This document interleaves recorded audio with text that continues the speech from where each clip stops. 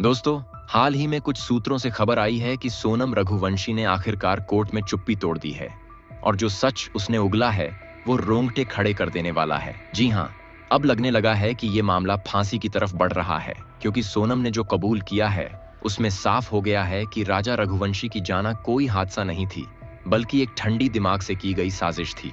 और इसी बयान के बाद इस केस में एक बहुत बड़ा मोड़ आ गया है। एक बड़ा खुलासा हुआ है जिसने पुलिस से लेकर अदालत तक सबको हैरान कर दिया है और लोग अब खुलकर ये कहने लगे हैं कि सोनम को कड़ी से कड़ी सजा मिलनी चाहिए। तो आइए जानते हैं कि सोनम ने कोर्ट में क्या कहा, किसने दिया इस हत्या में साथ और कैसे ये पूरा प्लान रचा गया। इस पूरी कहानी की शुरुआत होती है इंदौर से, जहां 11 मई को राजा और सोनम की शादी हुई थी। शादी धूमधाम से हुई थी, लेकिन सिर्फ 11 दिन के अंदर यह रिश्ता खत्म हो गया, क्योंकि 22 मई को दोनों हनीमून पर मेघालय पहुंचे और 23 मई को राजा की हत्या कर दी गई। पुलिस जांच में यह बात सामने आई कि सोनम की पुरानी जिंदगी में राज कुशवाहा नाम का एक शख्स था, जो उसका पुराना बॉयफ्रेंड था और दोनों के बीच पहले से संबंध थे। शादी के बाद भी दोनों के बीच लगातार बातचीत हो रही थी और जैसे ही सोनम की शादी हुई, उन्होंने एक साथ प्लान बनाया कि राजा को रास्ते से हटाया जाए ताकि दोनों आराम से अपनी जिंदगी साथ बिता सकें। 22 मई को राजा और सोनम मेघालय पहुंचे थे।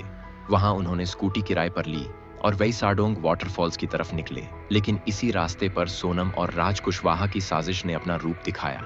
पुलिस का कहना है कि पहले ही तय था कि राजा को इसी जगह मारा जाएगा, क्योंकि वहां गहराई बहुत ज्यादा है और कोई सबूत मिलना मुश्किल है। और हुआ भी वही। सोनम ने राजा को धीरे धीरे ट्रैक पर नीचे की ओर ले जाने में मदद की और तभी अचानक 3 लोग वहां पहुंचे और राजा पर हमला कर दिया। हमला इतनी तेजी से हुआ कि राजा को संभलने का मौका तक नहीं मिला। पुलिस ने जब जांच शुरू की तो उन्हें सबसे पहले शक सोनम पर ही हुआ, क्योंकि उसके बयान बार बार बदल रहे थे। और जब उन्होंने इलाके के सीसीटीवी फुटेज चेक किए तो पता चला कि हत्या वाले दिन सोनम के साथ 3 और लोग भी आसपास देखे गए थे और उनमें से एक वही राज कुशवाहा था, जिसे सोनम ने अपने फोन में संजय वर्मा के नाम से सेव किया था ताकि किसी को शक ना हो। इसके बाद पुलिस ने मोबाइल लोकेशन निकाली और उसमें साफ हो गया कि सोनम और राज की बात हत्या से कुछ घंटे पहले भी हुई थी और लगातार दोनों संपर्क में थे। पुलिस को सबसे बड़ा सबूत तब मिला जब उन्होंने क्राइम सीन को दोबारा रिक्रिएट किया, जिसमें सोनम को दोबारा उसी जगह ले जाया गया और उससे पूछा गया कि क्या हुआ था। वहां सोनम शुरुआत में चुप रही, लेकिन जब उसे पूछा गया कि उसके साथ कौन था और हमला किस दिशा से हुआ तो वह घबरा गई और उसने जो बोला उससे पूरा मामला बदल गया। सोनम ने कहा कि वो घटना के समय वहीं मौजूद थी और उसके इशारे पर ही हमला किया गया, क्योंकि वो चाहती थी कि राजा को हटाया जाए। इस कबूलनामे के बाद पुलिस ने तुरंत राज कुशवाहा को गिरफ्तार किया और उसके घर से भी कई सबूत जब्त किए गए, जिसमें मोबाइल चैट्स, हथियारों की फोटो और सोनम के साथ उसकी तस्वीरें शामिल थीं।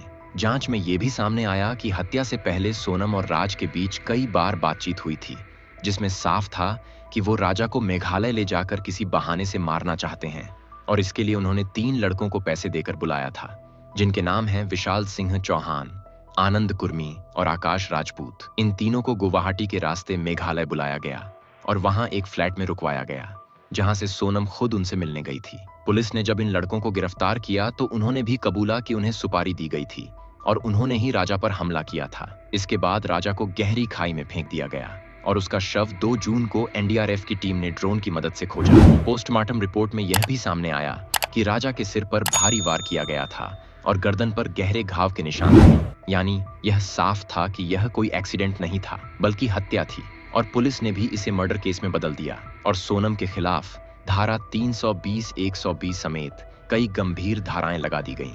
इस केस में एक और अहम मोड़ तब आया जब सोनम के परिवार ने भी अब उससे दूरी बना ली। सोनम के भाई गोविंद ने मीडिया से कहा कि अगर उसकी बहन ने ये किया है तो वह इसके लिए जिम्मेदार है और उन्हें कोई माफ नहीं करेगा। उन्होंने यह भी कहा कि वह राजा के परिवार से माफी मांगते हैं और अब कोई रिश्ता नहीं रखना चाहते।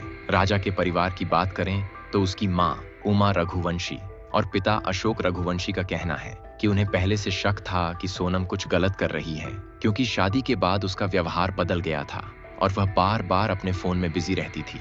उन्होंने यह भी कहा कि सोनम ने शादी से पहले उनके घर के दरवाजे पर कुछ अजीब सी चीजें टांगी थीं, जो किसी तांत्रिक क्रिया जैसी लगती थीं।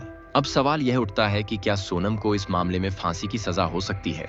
तो इसके जवाब में पुलिस का कहना है कि सबूत इतने मजबूत हैं कि कोर्ट चाहे तो उसे मौत की सजा सुना सकती है, क्योंकि यह हत्या प्लानिंग के तहत की गई थी। इसमें न सिर्फ एक मासूम की जान ली गई, बल्कि शादी जैसे पवित्र रिश्ते को भी कलंकित किया गया। राजा के भाई सचिन ने कोर्ट में याचिका दायर की है कि सोनम और राज का नार्को टेस्ट कराया जाए ताकि उनकी मंशा और सही बात सामने आ सके। वहीं कोर्ट ने अगली तारीख पर चार्जशीट स्वीकार करने और आरोप तय करने की बात कही है, जिससे जल्द ही केस ट्रायल स्टेज में पहुंच जाएगा। इसके अलावा सोनम को एक बार अदालत में भी पेश किया गया और अदालत की सुनवाई की।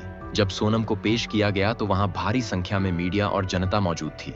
अदालत में सोनम चुपचाप बैठी रही, लेकिन जैसे ही पुलिस ने सारे सबूत रखे, जैसे CCTV video call recording, mobile location, हत्या के दोहराए गए दृश्य और टूरिस्ट गाइड की गवाही, वैसे ही कोर्ट रूम में सन्नाटा छा गया। गाइड ने भी बताया कि उसने उस दिन सोनम को 3 लड़कों के साथ देखा था और जब उसने पूछा कि ये लोग कौन हैं, तो सोनम ने कहा, ये मेरे पति के दोस्त हैं। लेकिन गाइड को शक हुआ क्योंकि तीनों लड़के बार बार अलग अलग दिशा में जा रहे थे और उन लोगों का व्यवहार भी काफी अलग लग रहा था। बाद में जब हत्या की खबर आई तो गाइड खुद पुलिस के पास गया और बयान दिया। पुलिस ने जब आरोपी राज कुशवाहा को गिरफ्तार किया और उससे पूछताछ की तो वह पहले मुकर गया, लेकिन जब उसे सोनम के साथ उसकी चैट दिखाई गई जिसमें वह लिख रहा था कि खत्म कर दो, तो वह टूट गया और उसने बताया कि उसने ही हत्या की योजना बनाई थी और उसके पीछे उसका मकसद सोनम के साथ शादी करना था। अब बात करते हैं इस केस में शामिल उस होटल मालिक की जिसने पुलिस को भ्रमित करने की कोशिश की थी। लोकेंद्र सिंह तोमर नाम के इस शख्स ने सोनम को एक बैग जलाने में मदद की थी जिसमें हत्या के बाद पहने गए कपड़े और मोबाइल फोन थे ताकि कोई सबूत ना मिले।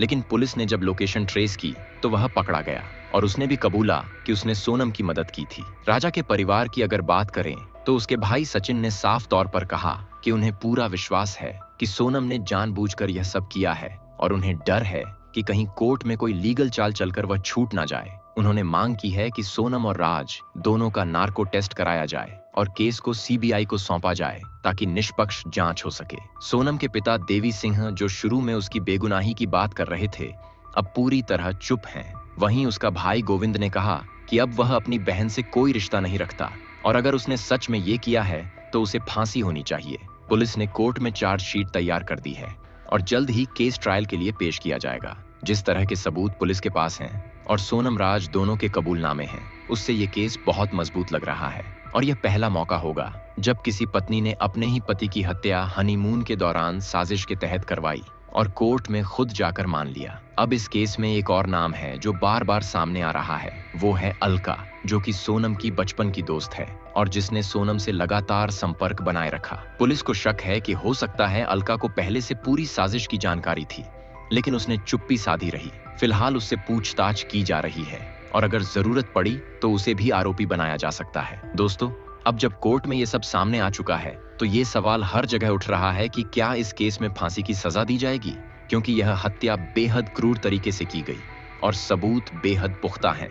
अगर कोर्ट ने धारा 302 और अन्य साजिश संबंधी धाराओं को गंभीर मानते हुए ट्रायल किया तो बहुत संभव है कि सोनम को फांसी की सजा सुनाई जाए। ये केस न केवल एक पति की हत्या का मामला है, बल्कि ये दिखाता है कि प्यार जब जुनून में बदल जाए और लालच जब रिश्तों पर भारी पड़ जाए तो क्या अंजाम हो सकता है। तो दोस्तों, आज के लिए